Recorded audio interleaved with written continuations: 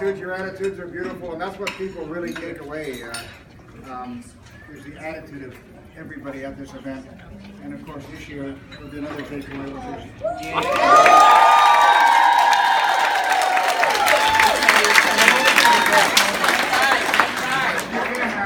after you finish tomorrow, try to find me and just say hello is great or hello is really great or something like that.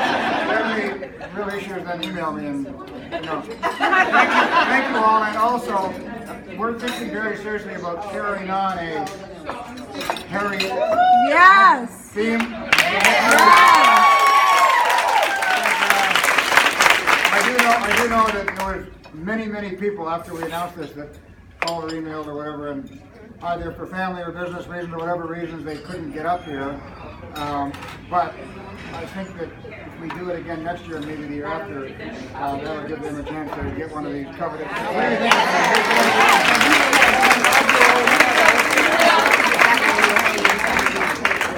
think? You think a lot of people would respond?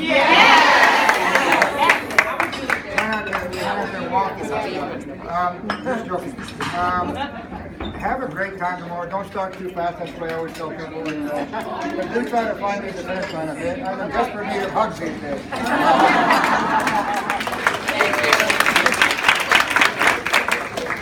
All right. Okay.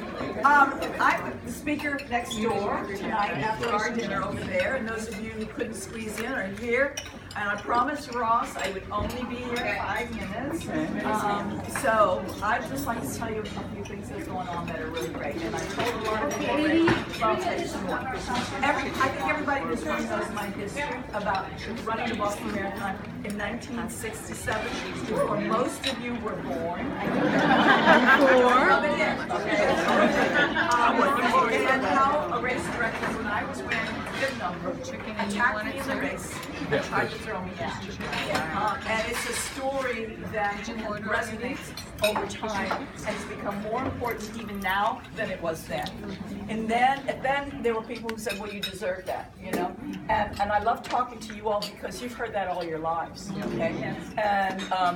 And now everybody is realizing how outrageous that is and how wonderful women's running is and how amazingly we can perform and how good we are, and we're only at the beginning of understanding what women's capability is all about. So I just have to say that women can run long distance very, very well.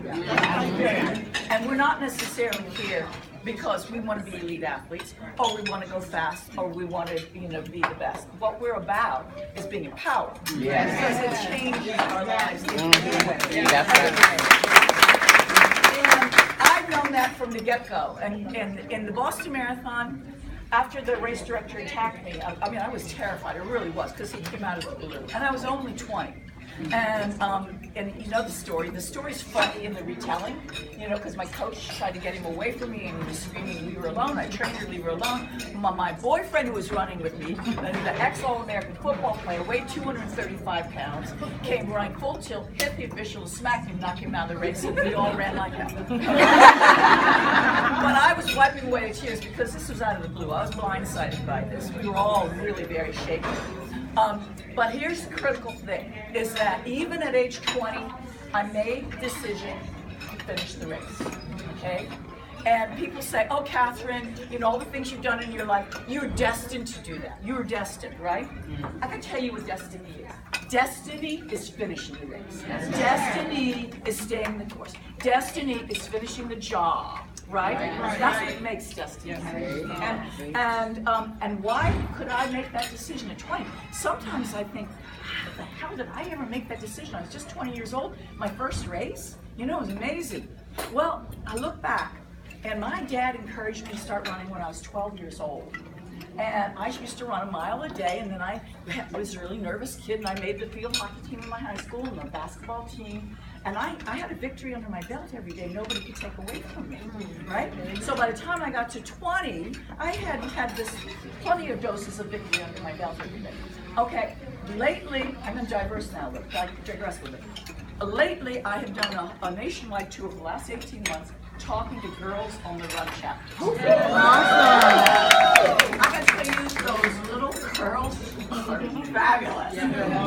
intimidated. Ask bold questions.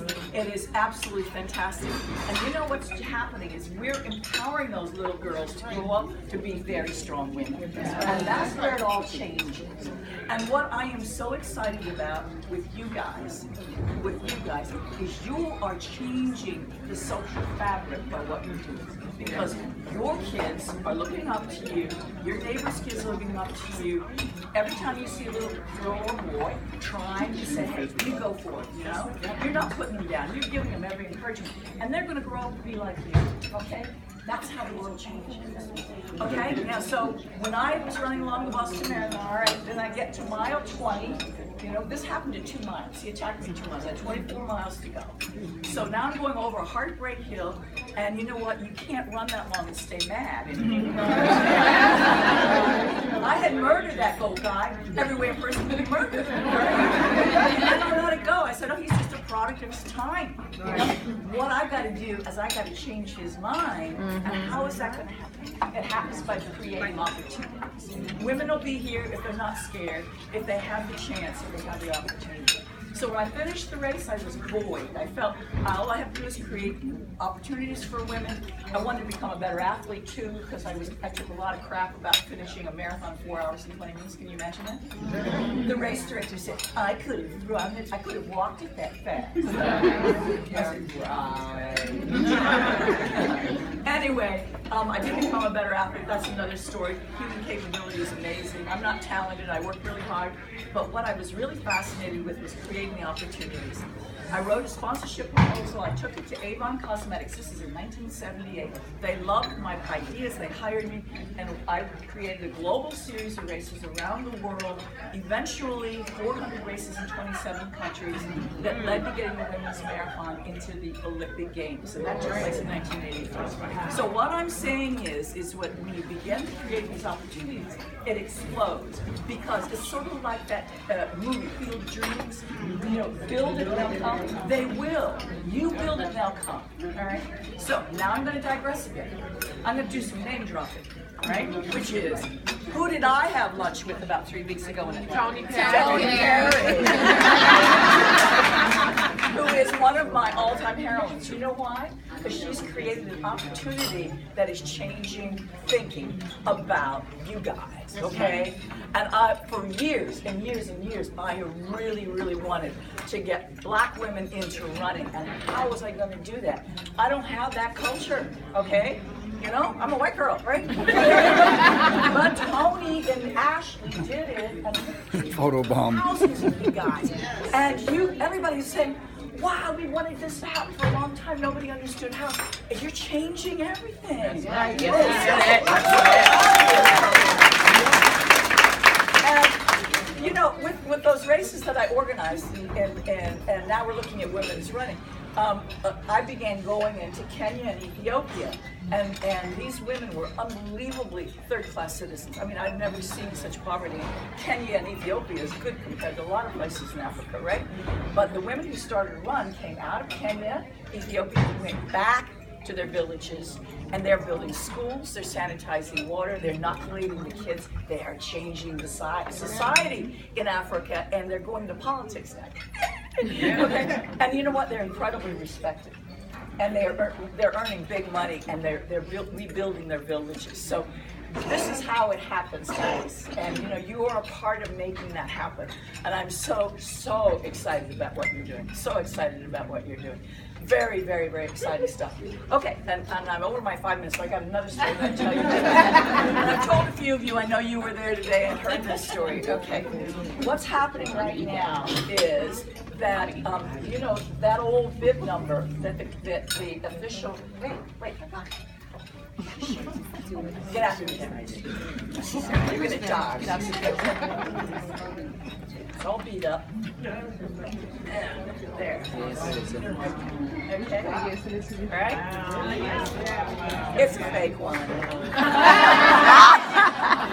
Okay, but this is the exact size it was. Okay, I had this on my front and my back. The official tried to rip these off of me.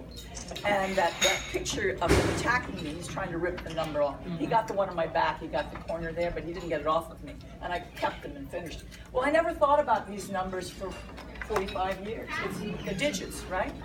Okay. But what's happened, all of a sudden people started writing to me and saying that these numbers make them feel fearless. And I couldn't understand why they make them feel fearless. Well, they were relating to the story. What, you give me the 2-minute warning. And they said, it makes me feel fearless. And I suddenly thought, why does that make me feel fearless? Well, they saw the story, and I said, you know why? It's because everybody has been told sometime in your life, you're not welcome. You're not good enough. You're the wrong race, you're the wrong religion, you're too fat, you're too slow, you're not pretty enough. And you know what? You go and do it anyway, and you're fearless. Okay? And suddenly now, we've created 261 Fearless Inc., a nonprofit charity. This has just happened a couple months ago. And we're going all over the world with a global empowerment program for women, global, where we're reaching as fearless women out to women who are fearful, and through the vehicle of running, changing their lives, just like you. And the last thing is, I'm running the Boston Marathon next year for my 50th anniversary. And I would love you guys to run with me. We're going to have a number of charity bits. And I have a sign-up sheet. Actually, it's in the other room. Many of you have already signed it. If you're interested in getting more information about it, we're going to have one very big celebration next year in Boston. Yes. Absolutely incredible. So I want to say thank you very much.